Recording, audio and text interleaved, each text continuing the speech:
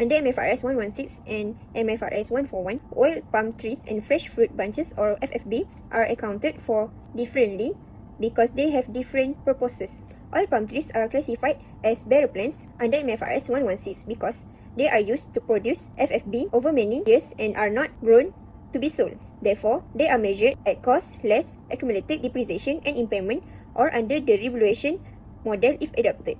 On the other hand, FFB are biological assets under MFRS 141 because they grow, mature, and will eventually be harvested and sold. They are measured at fair value less cost to sell. Why this distinction is important? This distinction is important because it provides a faithful presentation of the company's financial statements.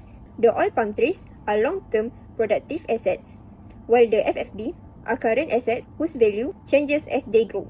Using different measurement bases ensures the financial statements accurately reflect the economic nature of both assets. According to MFRS 141, biological assets should be measured at fair value less cost to sell. In this case, the CFO value a mature FFB using the market price of harvested FFB, which is 160 per ton. However, this does not achieve faithful representation under the IASB conceptual framework.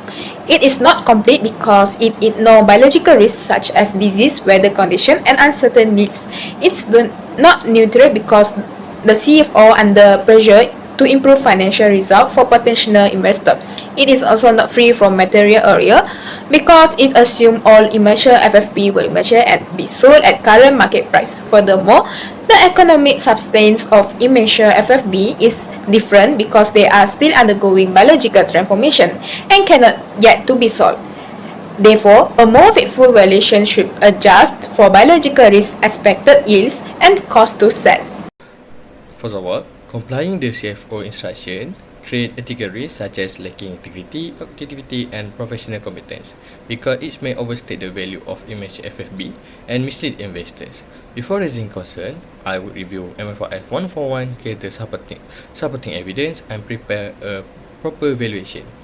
I would discuss the issue with the CFO, and if unresolved, I will escalate it to highest management while documenting everything.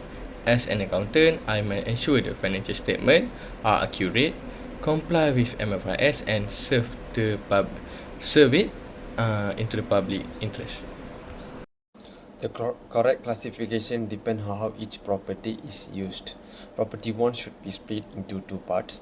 The office floors are classified as a property, plant and equipment under MFRS 116 because they are owned occupied, while the retail floors are classified as investment property under MFRS 140 because they are leased to tenants. Property 2 is classified as an investment property since it is held for long-term capital appreciation. Property 3 is classified as an inventory under MFRS 102 because it developed for sale in the ordinary course of business. The CFO proposal should not be accepted because it violates the principle of faithful representation.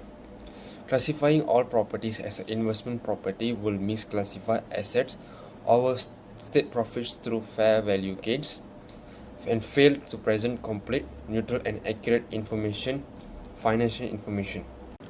For question A, under MFRS 137, a provision is recognized only when three criteria are met. First, there must be a present obligation arising from past event. Second, the outflow of economic benefits must be probable. Third, the amount can be estimated reliably. For the product recall cost, all three criteria are satisfied. The contamination and recall announcement create a present obligation. The outflow is probable because 70% of products are expected to be returned, and the cost can be estimated reliably at 1 million ringgit. Therefore, a provision is recognized. While for the consumer lawsuit, although there's a possible obligation, the legal advisor estimated only a 30% chance of losing the case. Since the outflow is not probable, a provision should not be recognized. Instead, it should be disclosed as a contingent liability. For question B, uncertainty influences recognition under MFRS 137 because it affects the probability of an outflow. The product recall has a 70% probability, so a provision is recognized. However, the lawsuit has only 30% probability, so it is disclosed as a contingent liability rather than disclosed in the financial statement.